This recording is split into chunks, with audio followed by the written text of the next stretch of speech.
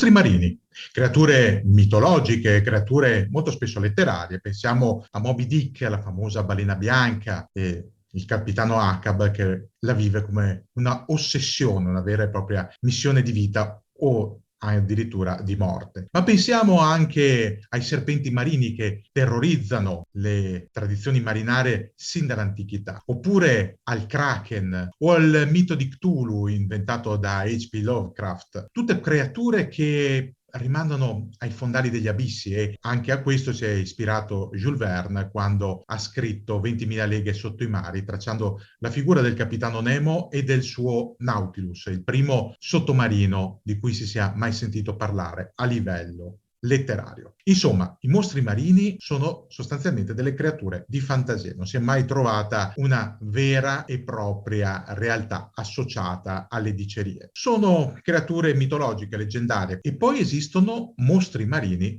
artificiali, ma non stiamo parlando di costruzioni alla computer grafica piuttosto che di Hollywood o di trovate pubblicitarie. No, parliamo di costruzioni umane, quindi in questo caso di navi, che vengono ritenute per un verso o un altro dei propri veri mostri sugli oceani. E come mostri si comportano, cioè cosa fanno? Terrorizzano, spargono il terrore lungo le rotte e distruggono ciò che incontrano. E questi mostri di acciaio, fanno la loro comparsa quando gli uomini si scontrano tra di loro, quando le grandi guerre trovano sbocco proprio sui mari. Ecco, questa è la storia di un grande mostro marino, un mostro marino così temuto, così inafferrabile, così indistruttibile, da richiedere una massiccia caccia, un po' come si usava un tempo fare con le creature mitologiche, secondo appunto il mito, o traslandolo con le tradizioni della cara vecchia Inghilterra, una caccia alla volpe portata sui mari. Ma è una volpe che morde, è una volpe che uccide, è una volpe da decine di migliaia di tonnellate. È una volpe che si chiama Bismarck.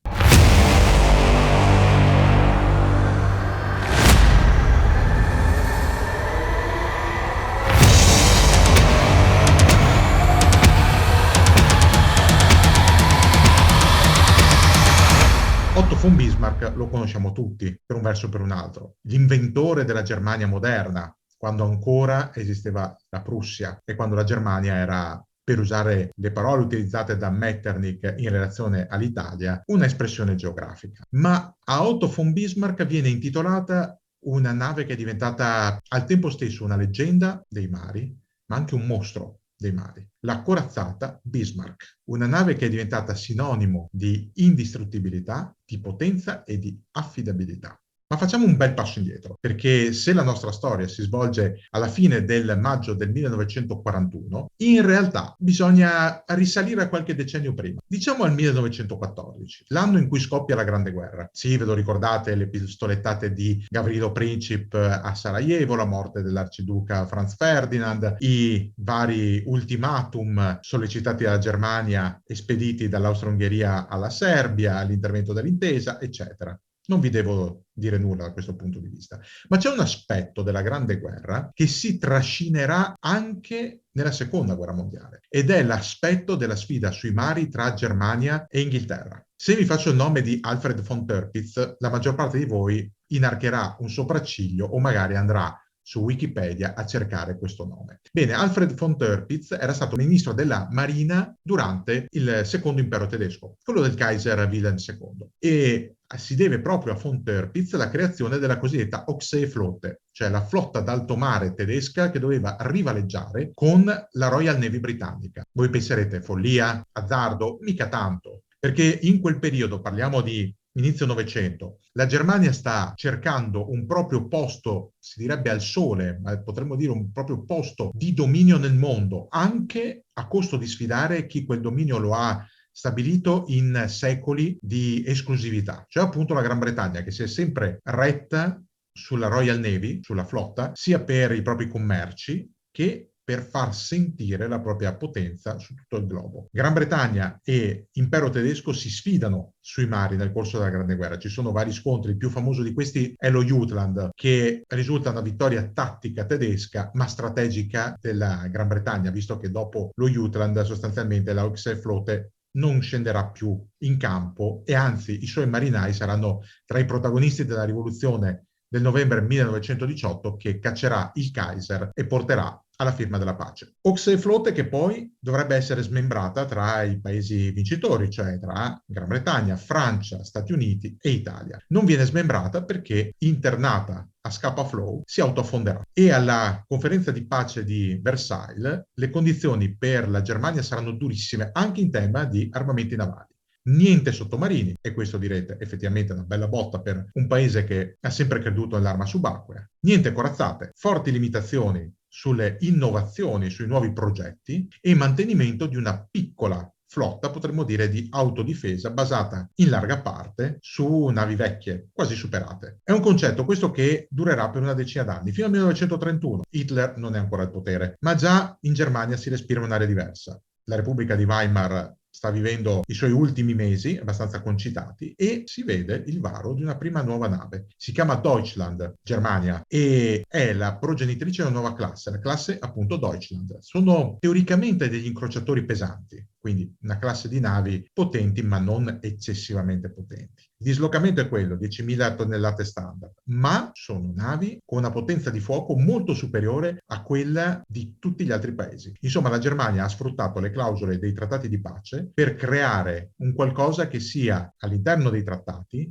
ma superiore alla concorrenza a livello qualitativo. E questa tendenza si confermerà anche dopo la salita al potere di Hitler, che è vero che predilige esercito ed aviazione, un po' sposando le tesi di von Seeckt, ne abbiamo già parlato in uno dei nostri video, cioè l'uomo che inventa sostanzialmente la Blitzkrieg, la guerra lampo, la compartecipazione sul campo di battaglia delle forze corazzate e dell'aviazione per poi lasciare spazio alle fanterie per ripulire le sacche create. Ma comunque la Marina ha un suo perché. La Kriegsmarine si regge su una nuova componente subacquea, perché si torna a produrre sommergibili in Germania, su nuove costruzioni, non solo la classe Deutschland, ma la classe von Hipper, incrociatori pesanti classici, la classe Scharnhorst, due incrociatori da battaglia che possono quasi rivaleggiare con le corazzate, e appunto la classe Bismarck, l'ultima nata. Classe Bismarck che conta su due unità, la capoclasse appunto la Bismarck e la Tirpitz, intitolata appunto al fu ministro della Marina di Guglielmo II, e che rappresenta lo stato dell'arte per la Germania. Non solo, diventano anche un incubo, ancora prima di scendere in acqua, per le marine alleate. Per quale motivo? Royal Navy e Marine Nationale si basano principalmente sulla quantità. La Royal Navy è la prima marina al mondo assieme a quella degli Stati Uniti, ma una quantità costruita su navi spesso vecchie, navi costruite subito prima o durante il periodo della Grande Guerra e poi rimodernate, quindi per quanto collaudate, non certo aggiornatissime e di ultima generazione. Le Bismarck sono tutt'altra cosa, sono nuovissime, sono basate sul meglio della tecnologia disponibile, sono molto razionali perché non presentano innovazioni particolari, classiche anche nel design, però promettono di essere potenti, veloci, con un ampio raggio di autonomia, con armi molto potenti a bordo e praticamente indistruttibili.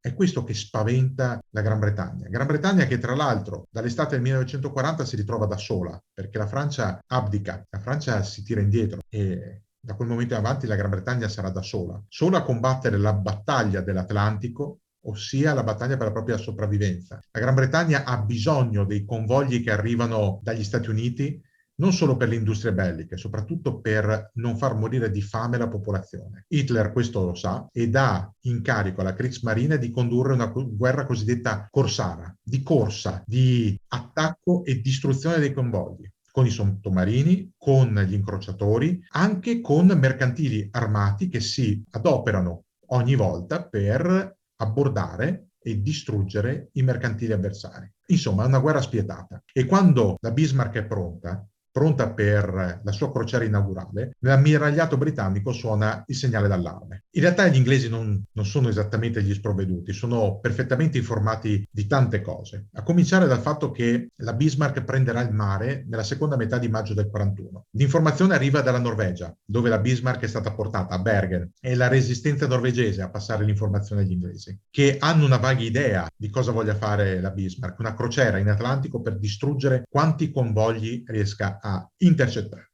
Ci riuscirà? Se dovesse riuscirci, per la Gran Bretagna sarebbe un disastro. Ed è il motivo per cui, quando la Bismarck entra in mare, immediatamente anche la Royal Navy risponde. Risponde mandando lungo le possibili rotte che potrebbe percorrere la Bismarck diversi squadroni che sono incaricati di intercettare la Bismarck e la sua scorta, l'incrociatore pesante Prinz Eugen, e distruggerla. La ricerca è rapida e in certi casi spasmodica, dura qualche giorno. La ricerca pare concludersi nella notte fra il 23 e il 24 maggio del 1941, nel cosiddetto Stretto di Danimarca, che non è proprio vicino alla Danimarca, piuttosto è tra la Groenlandia e la Scozia. Un braccio di mare piuttosto ampio. E in quel braccio di mare, due navi inglesi, con la rispettiva scorta, intercettano la Bismarck e il Prinz Eugen. Le due navi inglesi non sono navi qualunque. Una è la corazzata Prince of Wales, moderna anche se meno potente della Bismarck. L'altra è una nave molto datata, ma che è l'orgoglio di tutti i marinai di Sua Maestà Britannica. È lo Hood,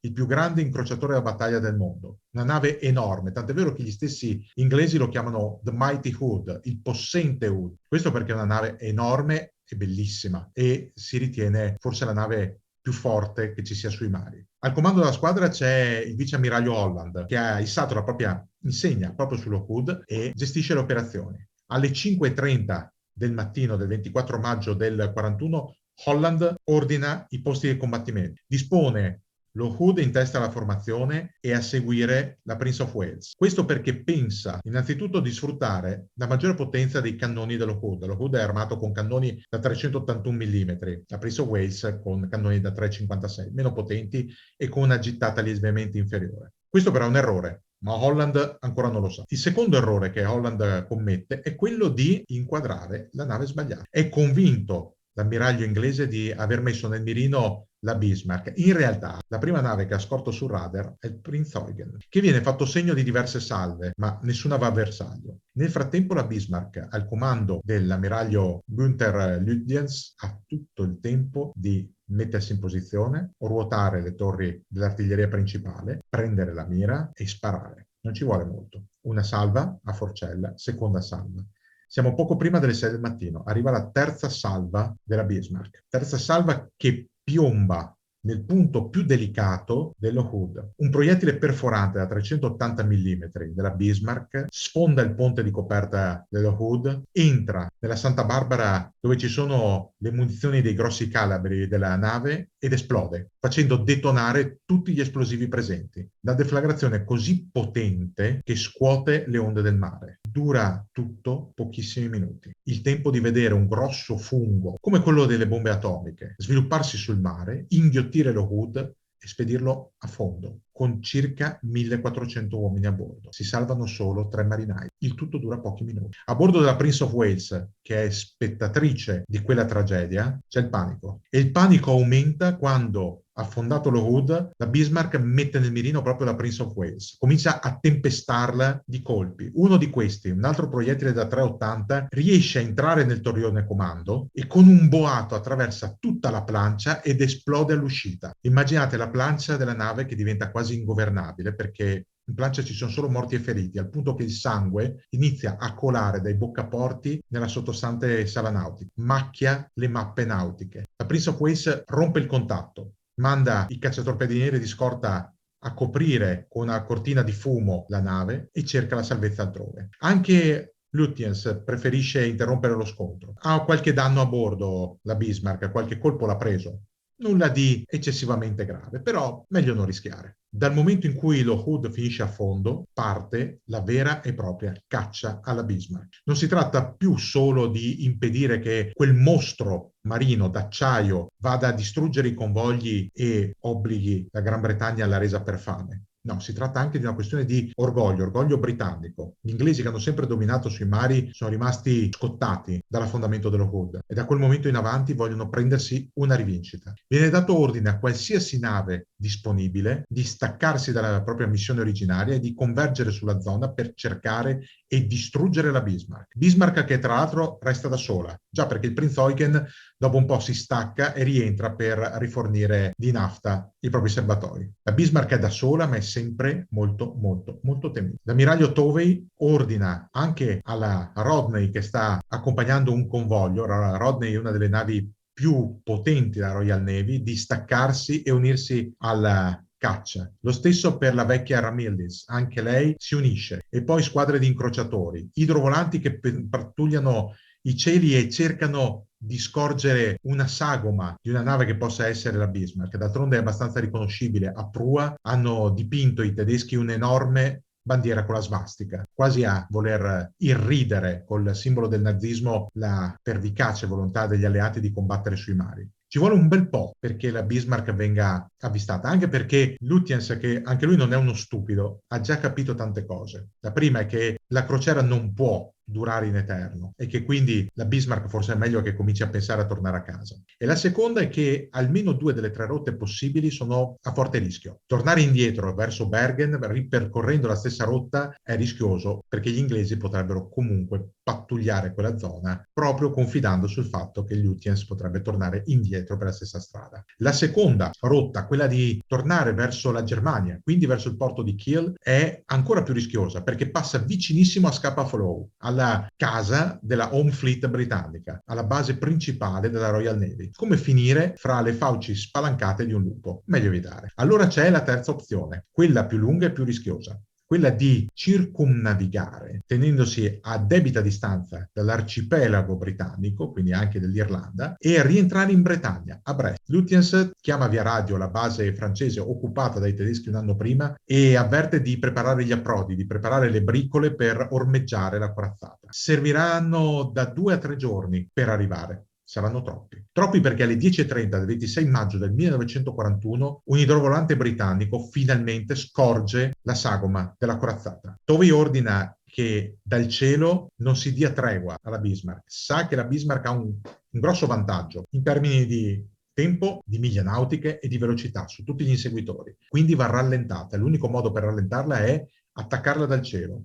Ondate su ondate di aerei piombano sulla Bismarck. Qualcuno sbaglia perché il radiogoniometro non è perfetto e magari piomba sulla flotta britannica all'inseguimento, ma basta poco per accorgersi dell'errore. D'altronde la flotta britannica non c'è nessuno che ha la svastica dipinta sul ponte di prua. Un attacco, 2 attacchi, 3 attacchi, nessuno sembra sortire un effetto chiaro. La Bismarck non rallenta, la Bismarck non si ferma, la Bismarck continua la sua strada verso Brest. L'ultimo attacco, poco dopo il tramonto del 26 maggio, è quello buono. Gli aerosiluranti riescono a mettere a segno dei colpi sul timone della Bismarck, lo bloccano. E cosa fa una nave col timone bloccato? Comincia a girare lentamente, in tondo, non può più manovrare. Lutyens si accorge subito del problema e cerca di risolverlo in qualche modo. Fa cambiare i movimenti delle eliche, prova ad azionare il timone ausiliario, spedisce in acqua addirittura una squadra di ingegneri con le tute da sub per sbloccare quel maledetto timone. Nulla da fare. Non c'è proprio verso. E in quel momento Lutyens capisce che la Bismarck non vedrà mai la costa di Brest. Tovey, dall'altro canto, viene informato del fatto che la Bismarck ha ridotto sensibilmente la velocità e soprattutto comincia a girare in tondo. Ha capito che la Bismarck è stata colpita ed è il momento in cui piombarle addosso. Durante la notte ordina ai cacciatorpediniere di dar fastidio alla corazzata, di testare le sue difese,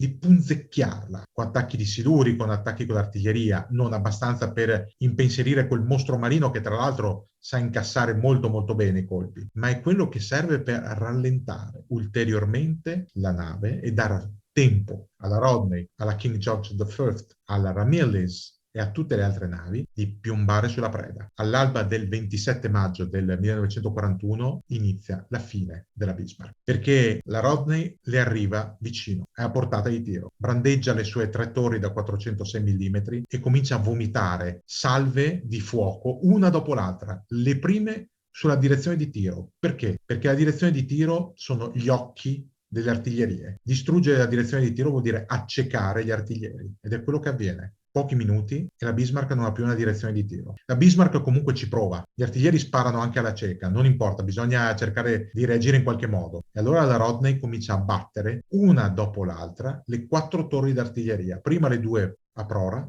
che vengono messe a tacere, e poi le 2 a poppa, che poco dopo smettono di sparare. La Bismarck restano solo i cannoni secondari, quelli da 150 mm, non bastano per difendersi. Il comandante della nave, Lindemann, vorrebbe degli ordini, ma l'ammiraglio Lutyens non c'è più. Ha capito cosa sarebbe accaduto. Non vuole arrendersi e non vuole scappare. Lutyens si è chiuso nella sua cabina e si è sparato un colpo con la Luger d'ordinanza. È morto l'ammiraglio Lütjens. Dopo un po', quando la squadra alleata ormai ha ridotto la Bismarck a un relitto galleggiante che sta bruciando, colpito da decine e decine di proiettili, Lindemann dà il segnale: abbandonare la nave, non si può più fare niente. Scialuppe in mare, marinai che si buttano dalla chiglia con il giubbotto salvagente addosso e via, cercare di scappare. Alle 10:36 è l'ultimo atto. La prua della Bismarck comincia ad affondare, sempre di più, sempre di più, sempre più velocemente. Va giù la Bismarck, mostra le eliche per la sua ultima volta, le mostra al cielo, mentre la bandiera di guerra è in acqua